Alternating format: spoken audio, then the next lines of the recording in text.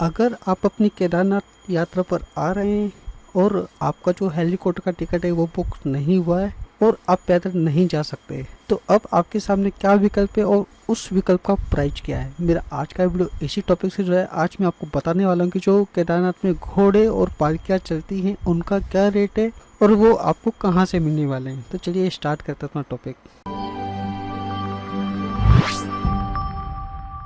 जैसा कि आप सभी को मालूम ही है, चार धाम की यात्रा शुरू हो चुकी है और काफ़ी बड़ी संख्या में लोग केदारनाथ धाम आ रहे हैं, लेकिन अधिकतर लोग अपना हेलीकॉप्टर की टिकट बुक करना चाहते हैं ताकि वो बहुत आराम से केदारनाथ धाम पहुंच सके और वहां से वापसी आ सके। लेकिन भीड़ इतनी ज़्यादा है कि बहुत से लोगों को ऑनलाइन टिकट ही नहीं मिल पा रहा है और जो ऑफलाइन है वो भी टिकट बुकिंग नहीं हो पा रही है। तो ऐसे में काफ़ी लोग निराश हो चुके हैं कि अब वो क्या करें। तो मैं आपको बताना चाहूँगा, आपको गौरीकुंड से घोड़े और पालकी जैसे ऑप्शन मिल जाते हैं। आप गौरीकुंड जाके बहुत ही आराम से घोड़े के माध्यम से या पालकी के माध्यम से केदारनाथ की यात्रा कर सकते हैं। जो गौरीकुंड से केदारनाथ की यात्रा का ट्रैक है वो लगभग 17 किलोमीटर का पैदल ट्रैक है।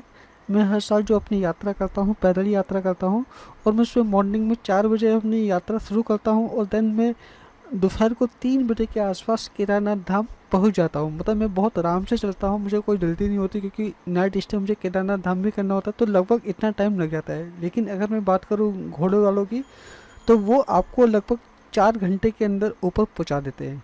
यानी गौरीकुंड से वो आपको ऊपर 4 घंटे पहुँचा देंगे और जो पालकी वाले हैं वो भी लगभग इतना ही टाइम आपका लेते हैं।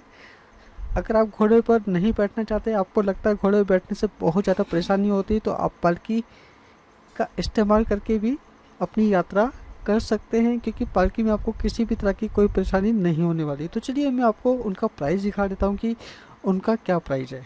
यहाँ देखिए, ये अपडेट आ चुका है अखबार में और इन्होंने इनके रेट दे रखे हैं। चार धाम में एक केदारनाथ यात्रा का अंतिम पड़ाव गौरीकुंड है। यहाँ से 17 किमी का पैदल दूरी तय कर धाम तक पहुँचा जाता है। मैंने आपको बताया कि 17 किलोमीटर है, मैं हर साल जाता हूँ, तो लगभग 17 किलोमीटर इसका ट्रैक है। 2013 की आपदा के बाद से यात्रा का संचालन सोनप्रयाग से किया जा रहा है। यहाँ से पैदल मार्ग में घोड़े कच्चे व डंटी कंटी का संचालन होता है।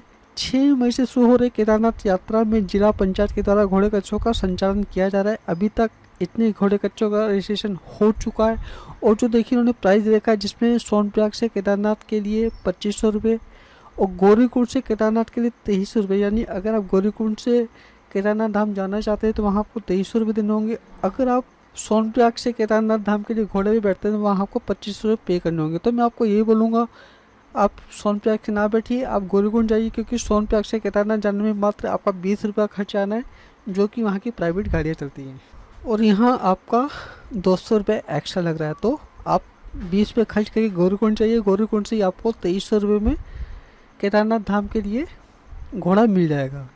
गौरीकुंड से केदारनाथ के लिए 2300 रुपये और केदारनाथ से गौरीकुंड के लिए, यानी जब आप वापसी आएंगे केदारनाथ से गौरीकुंड के लिए, तो वहाँ आपको 1500 रुपये पे करने होंगे।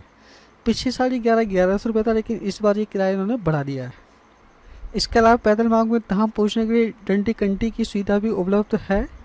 गौरीकुंड से केदारनाथ तक पालकी, जो पालकी होती है, आपने एक मूवी में भी देखा होगा कि पालकी के माध्यम से लोग अपनी यात्रा करते हैं। उसमें देखिए, पालकी से 90 किलो वजन तक 5050 और 75 किलो वजन तक 4450 पे वहन करने होंगे, जबकि दोनों साइड के आपको 8450 व 7950 रुपये किराया तय किया गया है।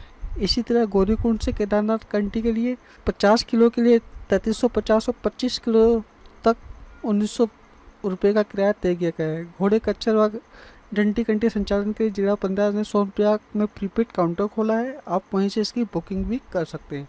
तो जो लोग अपनी यात्रा पर जा रहे हैं, जिनको हेलीकॉप्टर टिकट नहीं बुक हुआ है, तो वो इस न्यूज़ के माध्यम से अपनी यात्रा कर सकते हैं और वहाँ जाके घोड़े कच्चर या जो भी इनकी पालकी होती है उसके माध्यम से अपनी यात्रा कर सकते हैं। अगर आपको यात्रा से जुड़ी किसी भी तरह की कोई जानकारी चाहिए तो आप मुझसे कांटेक्ट करिए, मैं आपकी पूरी सपोर्ट करूँगा केदारनाथ धाम से जुड़ी किसी भी तरह की जानकारी के लिए, क्योंकि मैं ऐसा केदारनाथ जाता हूँ तो मुझे जितनी जानकारी है उतनी जानकारी मैं आपको ज़रूर दूंगा। और अब तक मैं काफ़ी लोगों की हेल्प कर चुका हूँ उनके हेलीकॉप्टर टिकट बुकिंग करने में। अगर आपको भी हेलीकॉप्टर टिकट बुकिंग से जुड़ा कोई अपडेट चाहिए, चारधाम यात्रा से जुड़ा कोई अपडेट चाहिए, तो आप मुझे व्हाट्सअप कर सकते हैं या आप सीधा मुझे फ़ोन भी कर सकते हैं। मैं आपका नंबर ब्रॉडकास्ट लिस्ट में ऐड कर दूँगा और जो भी यात्रा से जुड़े अपडेट होंगे वो आपको टाइम टू टाइम आपके व्हाट्सएप पे ही मिलते रहेंगे। तो आज के लिए बस इतना ही। हर हर महादेव।